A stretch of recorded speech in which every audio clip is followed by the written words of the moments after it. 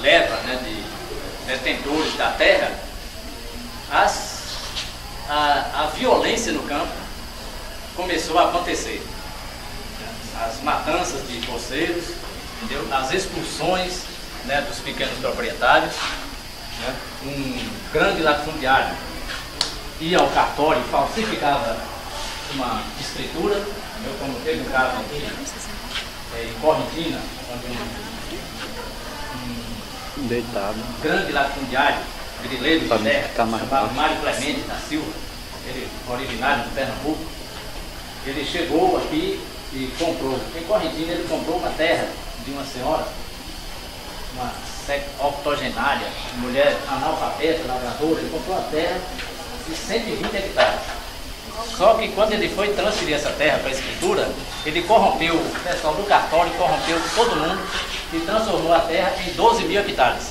Entendeu? Então todo aquele povo que estava naquelas proximidades, né, nesse raio desses 12 mil hectares, todo aquele povo teve que sair dali.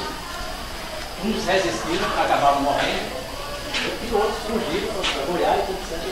Bom, esse é o processo, né, que quando Eugênio Lira aqui chegou, ele já encontrou estabilizado, já consolidado em Santa Maria da Vitória. Mas Eugênio, ele chegou, né, para defender os trabalhadores de forma radical. Ele até inclusive comentava muito comigo e com alguns nossos amigos, outros, inclusive com o Zequinha Lisboa, que acho que vocês conhecem, dizia que ele era radicalmente, entendeu, a favor dos poceiros. Ele não abria mão dessa postura, entendeu? Postura com a qual nós afinávamos. E eu tive o prazer e o orgulho, né, de ter com Eugênio uma amizade estreitíssima. A gente convivia diariamente, toda noite, ou ele ia na minha casa ou eu ia na casa dele. A gente estava diariamente em contatos. Até quando ele foi assassinado aqui, eu estava em Salvador esperando.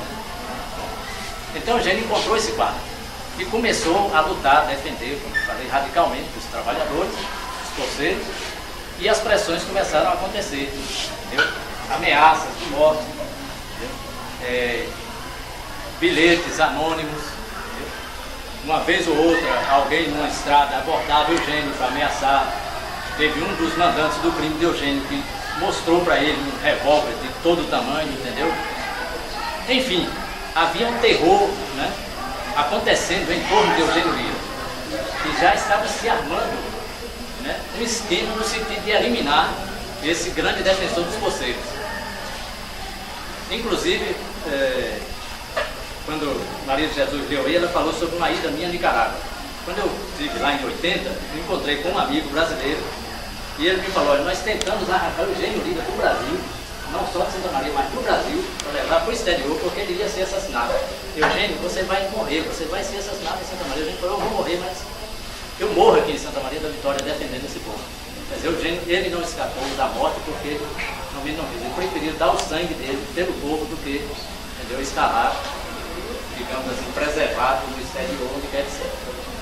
Então ele ia reunindo dados, nessa luta dele, ele ia reunindo dados comprometedores contra esses grandes latifundiários, esses grileiros, entendeu? Ele buscava esmiuçar, deslindar os problemas, assassinatos vários que aconteciam, entendeu? Como um que aconteceu aqui na fazenda, não sei se é Coribe Agropecuária, qualquer coisa assim. Eu sei que o nome do latifundiário é Luiz Américo Lisboa, não tem nada a ver comigo. Não, ele chegava a dizer para parente desse tipo, não quer nem saber, entendeu? Então, na fazenda desse Luiz Américo Lisboa, foi assassinado um posteiro, um pequeno lavrador chamado Basílio Caldeira da Silva. Eu acompanhei isso de perto, entendeu? Até passei por dados reveladores, entendeu? Isso está tendo um romance que está aqui. E o fato de nós termos, e principalmente Eugênio Lira, ter denunciado o assassinato de Basílio, esse pequeno lavrador, isso fez com que a ira, né, de Luiz Américo Lisboa fosse também ficando mais acirrada contra Eugênio Lira. Mas não era só Luiz Américo, tinham tantos outros, entendeu? Tinha Joaci Góes, dono da Coribe, acho que é Coribe Agropecuário, é Camacan, algo assim, eu já me confundo. Enfim, tem uma série de pessoas, né, grileiros, uns morando em Ilhéus, ou Itabuna, ou em Salvador. Como tem um outro grande grileiro, o pioneiro da grilagem em Santa Maria, chamado Gêner Pereira da Rocha, entendeu? Que grilou terras e terras e mais terras no descoberto, arrasou com o descoberto. Esse homem foi o grande causador da miséria que esse povo do descoberto vive hoje, entendeu? No entanto, ele aparecia como santo, porque ele chegava lá no descoberto com um carro cheio de cobertores e calças, camisas usadas, né, distribuindo para o povo, e o povo que tinha sido espoliado, roubado por ele, né, agradecia ao doutor Gêner por estar dando uma roupa, uma camisa, um sapato usado. E esse Gêner chegou com essa habilidade a conseguir aproximadamente 100 mil hectares de terra. Imagina o que são 100 mil hectares de terra. Improdutivos, diga-se de passagem, entendeu? Eram caras, esses grileiros pegavam dinheiro no banco para comprar aquelas terras, dizendo que ia fazer um projeto e tal, para plantar feijão, não sei o que lá mais, não comprava nada, comprava apartamento em Nova York e carros, né, de luxo, entendeu? Aí o que acontece? Gêner, Luiz Américo Lisboa, Joacir Góes, aqui em Santa Maria tinha um que se chamava Valdevir de Marrios, o apelido dele era Nico, entendeu? E um delegado regional daqui, em Mar Portugal. Esse delegado também era envolvido, né, com esse esquema para arrasar com o Gêner. E o que acontece? Esses grileiros se reuniram ali nas proximidades do Centro Educacional Santa Maria, tinha um clube, né? Fizeram uma reunião para tratar de um único assunto, a eliminação de Eugênio Lira. E a decisão foi essa: esse homem tem que desaparecer. E foram articulando, né, os esquemas.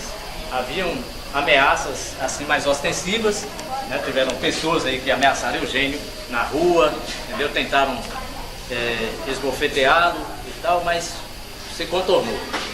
Até que os grileiros, né, conseguiram contratar um pistoleiro de Vitória da Conquista, chamado Wilson Guzmão, e se juntaram ao Wilson Guzmão dois outros, um chamado João Costa e um outro, o apelido dele é Zé Pequeno, entendeu? E esse trio então ficou encarregado, né, era o trio encarregado da eliminação, os autores materiais do crime. Os autores intelectuais eram os grileiros, né, os mandantes. Os autores materiais era esse trio. Esse Wilson Guzmão, inclusive o pessoal comenta muito que ele ficava com medo e com pena de Eugênio Lira. Porque inclusive Lúcia Lira, mulher de Eugênio, ela se encontrava grávida, né, naquele período em que Eugênio estava já, né, condenado à morte. Por sinal, acompanhei de perto isso, Eugênio e Lúcia, já tinham anos que eles estavam casados, mas Lúcia não conseguia, ela estava, digamos assim, infértil, né? Temporária, até que Lúcia conseguiu, né, a gravidez levar adiante, Eugênio já vibrando com aquilo. Então o Wilson Guzmão se colocava num barzinho na Teixeira de Freitas, em frente à casa de Eugênio, que hoje é a casa de, não sei se vocês conhecem, é Janjão, José Hilton, tem um pessoal que mora ali, deixa eu ver.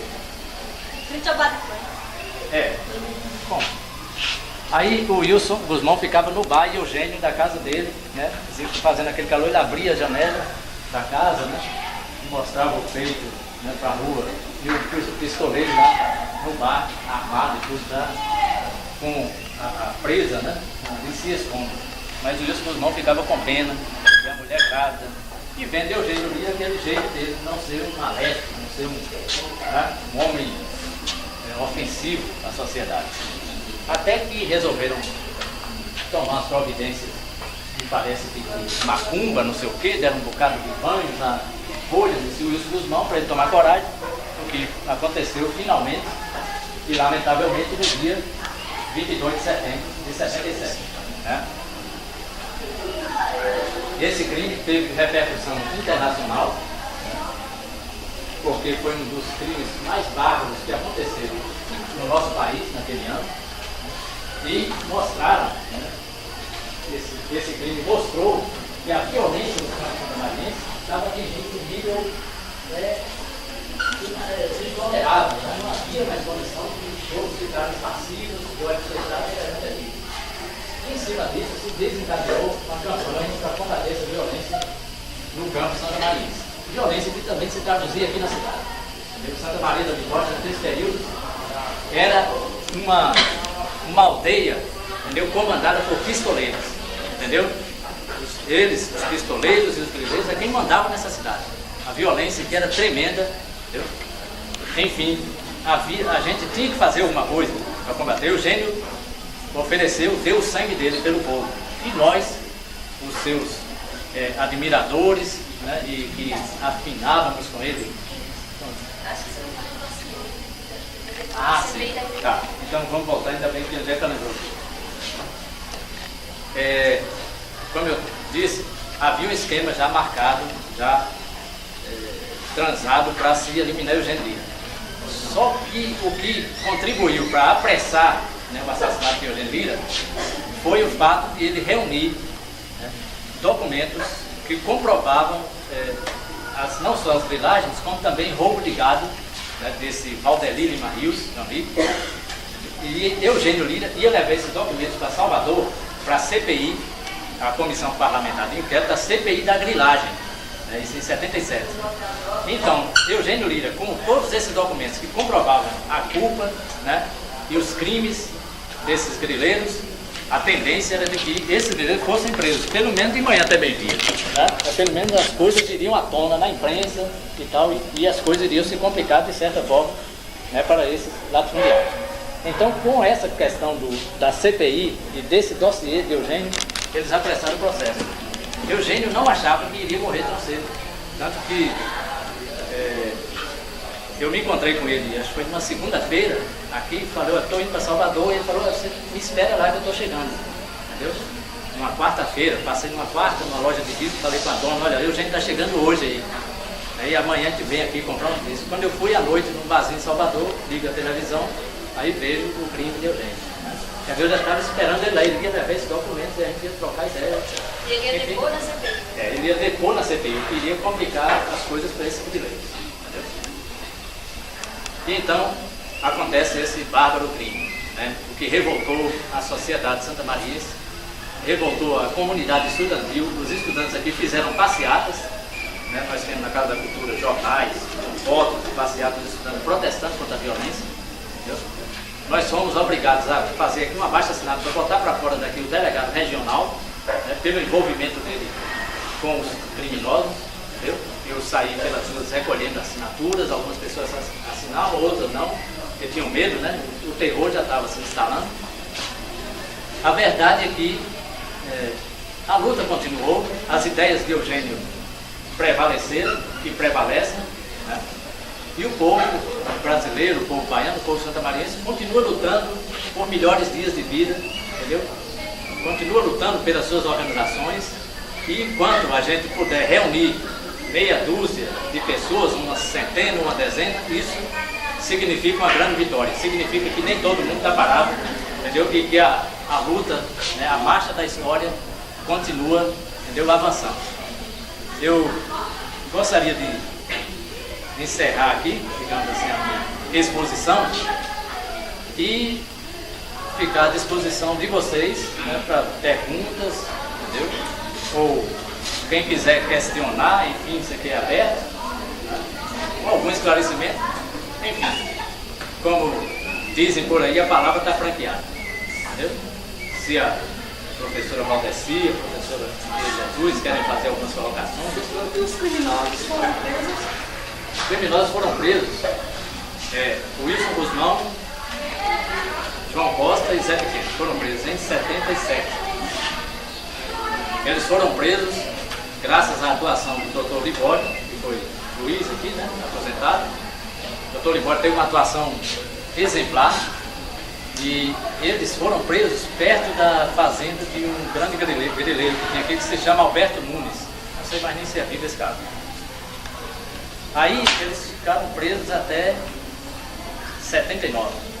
Fugiram da cadeia e estão todos impunes.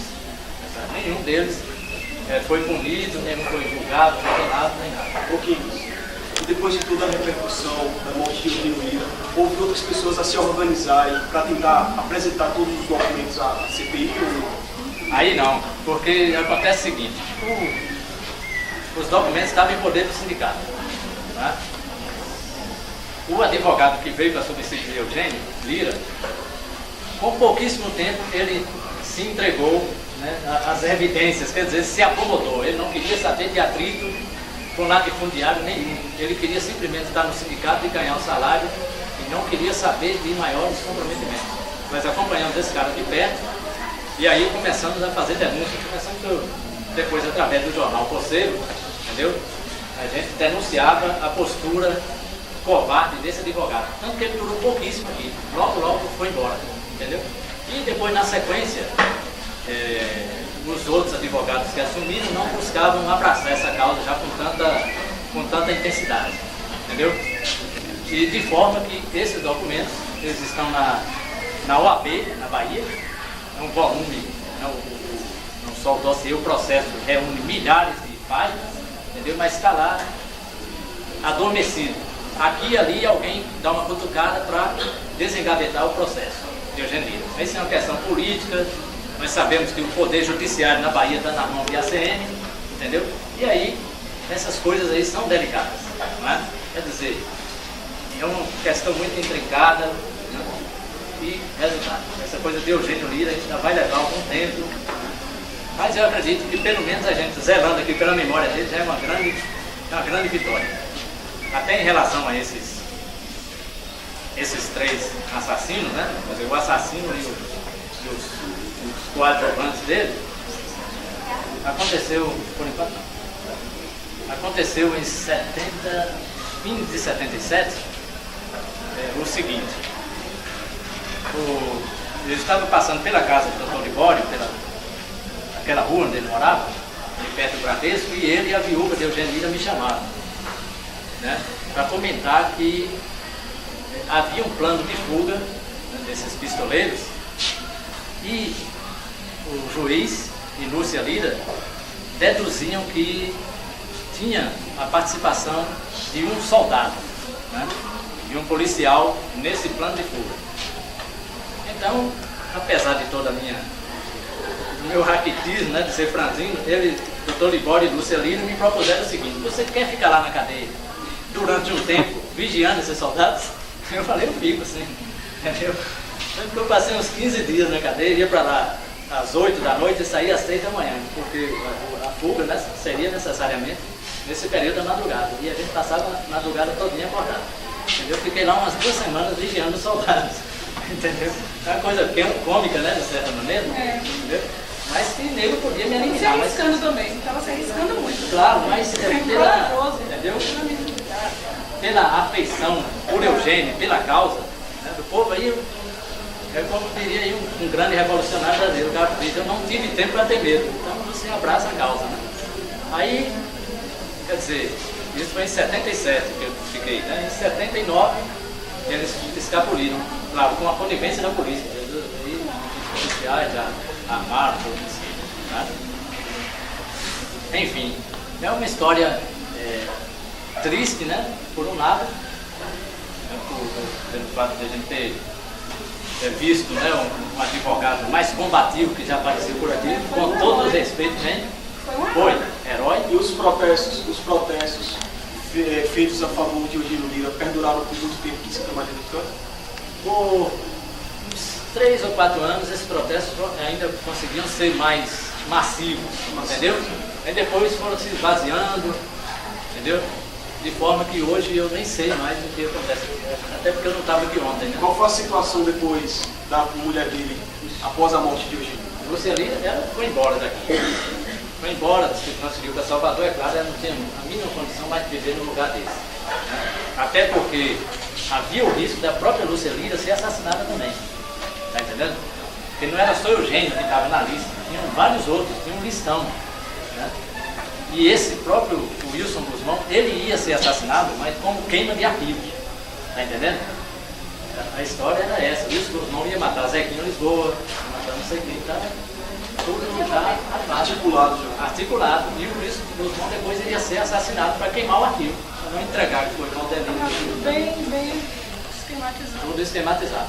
Mas isso é o resultado, né, da política agrária brasileira, perversa, né, que marginaliza milhões e milhões de pessoas, né, e privilegia uma meia dúzia de pessoas.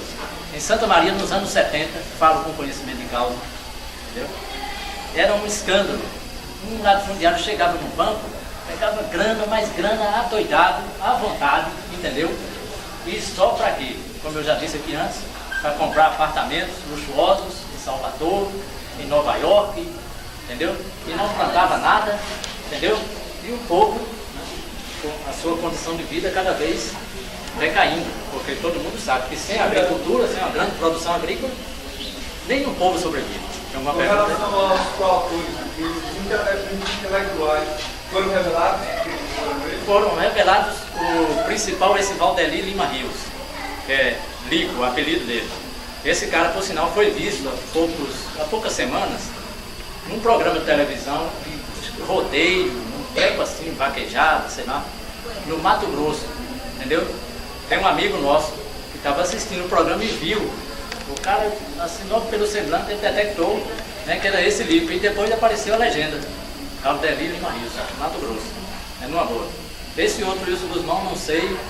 A última notícia que eu tive dele é que teria sido assassinado, numa briga também de pistoleiro.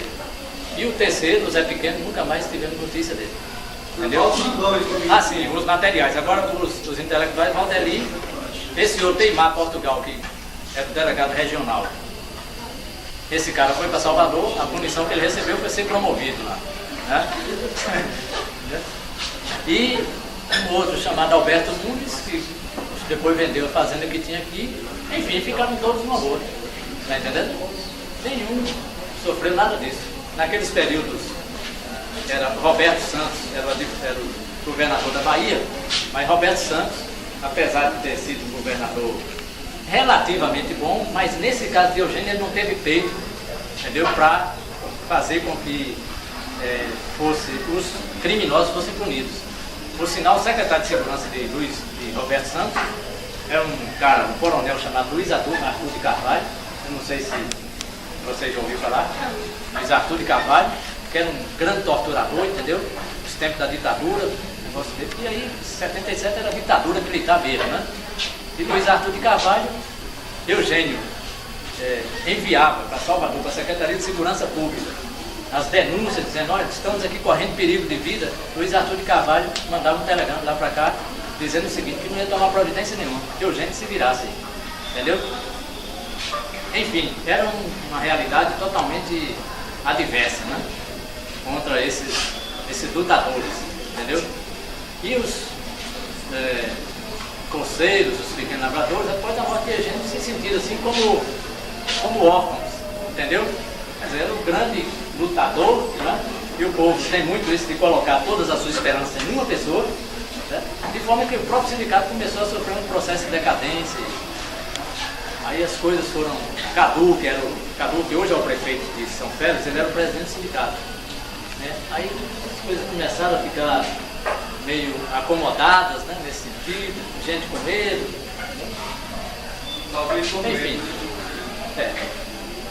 E o filho dele, no caso, a filha, né? Ela, no caso, ela não entrou nesse processo, não entrou no meio disso, apesar de ter visto essas desavenças todas, ela não procurou um meio assim, de saber, para desvendar esse mistério, senão ela... Olha, eu sinceramente eu não sei porque eu perdi o contato, tanto com a viúva, Lúcia Lira, como com a filha, né, que é Mariana, né? Eu nunca mais tive contato, depois que eu saí daqui, fui morar fora e, entendeu? Nós nos dispersamos. Mas que eu saiba, ela, Mariana, parece que não sei, talvez a própria Lúcia Lira não tenha querido ficar colocando essas coisas para a filha, né? Entendeu? Para não gerar algum entristecimento, sei lá o quê, entendeu? É claro que ela deve ter, né, razões, entendeu, para buscar preservar a memória do pai, né? Mas para partir para uma luta assim, entendeu, mais grave, não sei, não posso responder porque não tenho tido contato com essa pessoa. Nós temos na Casa da Cultura, só pegando essa pergunta dele, o documento lá, pouco antes de Mariana nascer, que Lúcia fala, a pergunta foi feita mais ou menos nesse sentido. Que a filha, porque ela achava que a filha ia fazer para oferecer e conhecesse a história dos pais. Aí o que ela deixa bem claro em ter se escrito lá nos recortes, do Deus de Lira, o que ela vai querer é que a filha se orgulhasse de ter tido um pai combativo, um pai que se entregou, o negócio dele era a questão de defender o povo e tudo. Ele escreveu isso lá, Foi antes dela nascer ainda. Ela falei do escola. Assim, deixa eu só colocar uma coisa aqui importante, né? Que é o seguinte, nós temos que buscar preservar a memória, né? De Eugênio Lira, para que as gerações mais novas, né, fiquem sabendo dos nossos verdadeiros heróis e mártires. Uma das medidas, né, que visa a preservação da memória de Eugênio Lira foi a fundação da biblioteca, né, com o nome de Eugênio, que a Angélica criou em 89. Fez 10 anos. Criou, entendeu? A biblioteca que funciona, depois para, aquela coisa, né? Da biblioteca independente, pobre, mas está aí resistindo. Essa é uma das maneiras de se preservar a memória de Eugênio. É uma medida muito interessante, muito importante. Tá? E nós, da Casa da Cultura, também procuramos fazer com que Eugênio não fique esquecido pelo povo. Né? Temos lá fotografia, uma fotografia até de um certo impacto, que é ele caído, né? Na hora do crime, entendeu? Ele já caído no chão, entendeu? Mas está lá, né? E temos esses livros, que um aqui é Eugênio Lira presente, que são poemas dele, né? E esse aqui é A Luta de Terra em Briga de Foice. Acho que eu vou tomar um copinho d'água antes de falar. Esse livro aqui, Luta de Terra em Briga de Foice. O pessoal lá, acho que dá para enxergar. Gente nova, com os olhos em dias. Esse livro aqui, a origem dele é a seguinte, ó. Esse autor, Cláudio Tomás Bornstein, ele é um professor na Universidade Federal Fluminense, melhor dizendo, na Universidade Federal do Rio de Janeiro, e ele esteve aqui em 82 para participar da Semana de Arte e Cultura. Veio lançar um livrinho chamado A Reforma Agrária na Nicarágua. E ele ficou conhecendo a gente aqui por vias transversais. Ele foi a Nicarágua, lá conheceu Clodomir Santos de Moraes. Clodomir Moraes falou para ele do nosso trabalho em Santa Maria, ele escreveu para mim, eu escrevi para ele até que ele veio parar aqui. E aí nós lançamos o livro dele, A Reforma Agrária, na Nicarágua, em 82. Mas Cláudio, ele tendo visto a nossa realidade, ele aí se interessou em escrever um livro sobre a luta camponesa em Santa Maria da Vitória. Claro, de forma romanceada, para tornar mais digerível, né? Assimilável pelo povo essa leitura. E aí ele voltou a Santa Maria 2, 3 vezes, entendeu? Foi para a Inglaterra, de lá escrevia sempre para a gente, querendo informações, até que finalmente surgiu esse romance. Eugênio Lira é o personagem central desse romance. Ele começa com a chegada de Eugênio a Santa Maria e termina com o assassinato de Eugênio Lira. Se bem que depois ainda tem mais uma parte. Tirando uma dúvida, ele, por defender o canto de Santa Maria da Vitória, quando aconteceu o desaparecimento dele, o falecimento dele, onde ele foi sepultado? Ele foi sepultado em Senhor do Bonfim, que foi a cidade onde ele nasceu. Então esse livro, né, é, repetindo, a história da nossa luta camponesa de forma romanceada. E Eugênio está aqui como personagem central. E tem vários personagens que vocês